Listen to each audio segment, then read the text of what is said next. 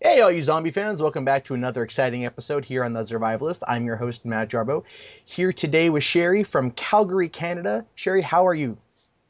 I am awesome. How are you? Doing well. Thank you for being on the show. So, I love having international guests because I get a lot of people from Los Angeles, and it's always the same. Like, oh, I just go to the market, and things like that. It's really, really tight location. I like to see it spread out amongst the world. Yeah, actually, you had a guest on last year, I think, who was from Coaldale, Alberta, I think, which is fairly close to here. So it's kind of interesting that All right, so out at of least all of Canada, we're so close. Well, yeah, Canada's a pretty big place, so at least you guys can work off the same kind of plan, maybe. Yeah, But all yeah. right, so let's get right down to it because I know we had trouble connecting today, so let's get on with it. All right, how would you survive a zombie outbreak? Well, I think the most important thing is just to be prepared. So the first step I take to make sure I'm prepared is to like set up Google alerts for different types of news stories that could kind of give me a hint as to something's coming. So, like cannibalism or outbreak, flu, and just kind of monitor that. And then you can normally tell, I would think, anyways, we haven't had a real zombie apocalypse, but if something was going down, that you would hear a lot from like maybe small town newspapers or something. And that's when I would start preparing. Now, My what kind of preparations do you have? I'm assuming you're in an apartment or are you in a house? I live in an apartment, and I'm in a Calgary is a pretty big city. We have 1.3 million people here. So I live like right in the middle of the city. But my if the first time I heard of zombies coming, I would definitely make my way to my parents' house. My stepdad is a police officer, so he's got a nice little mini armory going on, and he's a very good marksman. So I would definitely go there first and hope my family's still alive. And if not, How far away from your apartment is your family's house? they are probably a 20-minute drive. Now, would that be Okay. so? You're in the heart of the city. You said, are you near bridges or freeways or things that could be easily gridlocked? Yeah, definitely. We have the main highway here is Deerfoot, so I have a feeling that would be pretty packed. But when I used to work in this area, I found little back ways to my parents' house, so I know the side streets to go to get there real quick and fairly easily. Well, the side streets are definitely going to be the main form of transportation because everyone's going to be trying to get out.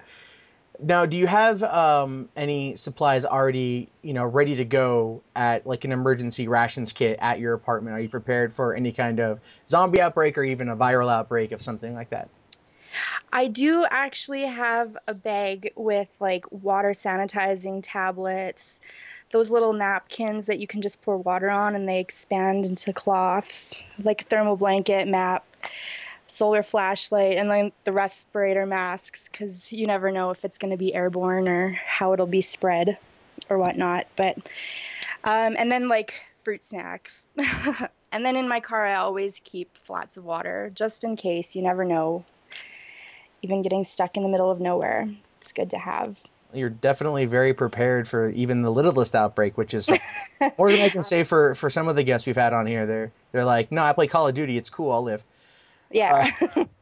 okay, so let's say you're able to get through the city and you get out to your parents' house. Would you want to stay put? Like, even though your stepdad has a mini armory, are you guys like proficient in like agriculture, like farming, or would you want to stay there to kind of maybe like survive, or would you move out more into the countryside? I think we would definitely try and hold up for like a week or so, just till kind of everything dies down and hopefully most of everybody has either been killed off or left town. So we have a bit more room to move about. I think I might be more scared of other humans than I would the zombies because I picture that they're going to be the classic Romero type where they're just kind of shuffling and slow. And Well, I I think think it, that's most like the zombies that we would see in any kind of apocalypse, because the running zombies just they really don't make a lot of sense, yeah, I don't think so either. especially in Canada because it's cold.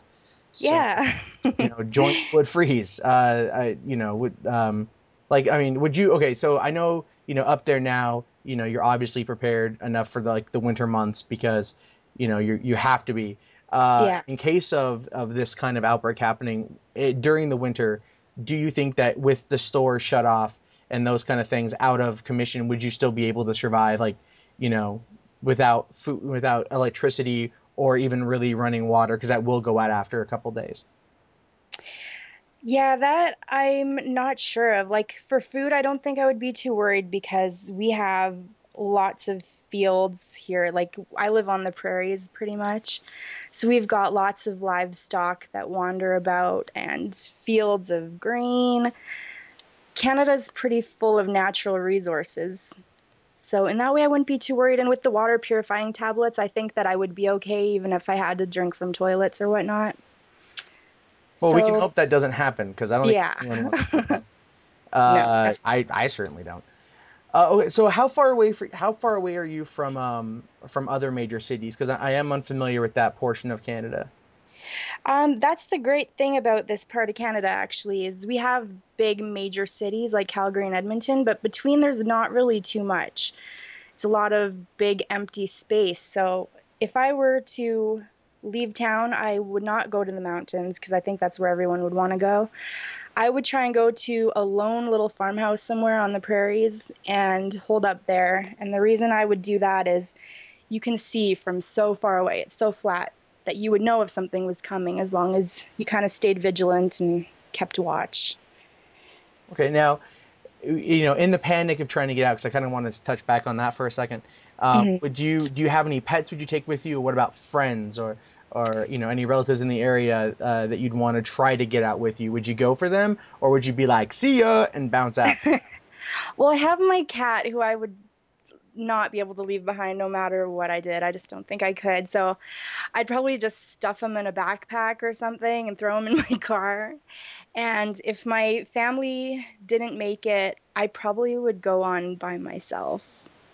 I don't, not that I don't like my friends or want them with me, but I think it would be too difficult trying to catch up with them, I guess, unless we set a spot somewhere like, in case of this happening, go here.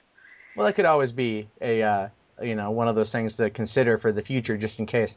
Yeah, Now, for sure. you always hear in these zombie outbreak stories about like safe zones, or here's a decontamination center, like we're all real humans here. Would you go be around the general populace, like just because there's safety in numbers, so to speak, in the military controls, or would you just avoid that? Oh, I would definitely not go there. That's all you need is one infected to get in, and it could go haywire. Like 28 weeks later showed us all it needs is really one. So I would just try and go off and be as far away from everyone else as possible. I think that would be pretty easy in this part of the country. Yeah, I could see that because if there's not a lot out there in between the big cities, it's easy to get to be alone. Now, Yeah. are you? I know your stepdad is a marksman. Do you have a lot of experience with guns? I have zero experience with guns. I would probably end up busting my nose if I tried, but I guess I would have to learn as I go. I'm pretty good at Left 4 Dead, so who knows if that translates. Not too sure how well that translates. Probably not very There's an well. auto aim feature in that game, so that kind of Yeah. helps out. Well, what about like melee weapons, like like sports? If you have like a baseball bat or an axe, or have you ever used those kind of items before? Yeah, I would definitely be way more comfortable with melee as long as I had some sort of protection for like sunglasses or a respirator or something just to make sure no blood gets in my eyes or mouth. I don't want to be infected. No, I don't think anyone really wants to be infected. Okay, well, I guess let me I guess it's kind of we're actually running out of time here. The show's gone by really quickly, so let me just finish it up with the question I ask everyone, and I know you know what it is. I What would you do. do if you were bit? I thought about this and I think that if I knew I was going to die, I would try my best to do something for the good of whoever I was with. So whether that be go get supplies, I don't really have anything left to lose. I could maybe try and get them water or ammunition or something. before I turned. That's what I would try and do. Well, it's a pretty selfless act. Some people are just like they'd kill themselves or they would fight as many as they could, but that's always a good answer. Well, thank you very much for being on the show. I Thanks appreciate for you being having on. me. And for all of you guys listening at home, you can tune in to more episodes of The Zurvivalist at zurvivalist.com or on Twitter at KZOM Radio or Facebook at facebook.com/KZOM Radio. In fact, we're all over the net. Just Google Zurvivalist or KZOM and you'll find something we've done. Thank you very much again. And for everyone listening, we'll see you next week on the show. Have a great day.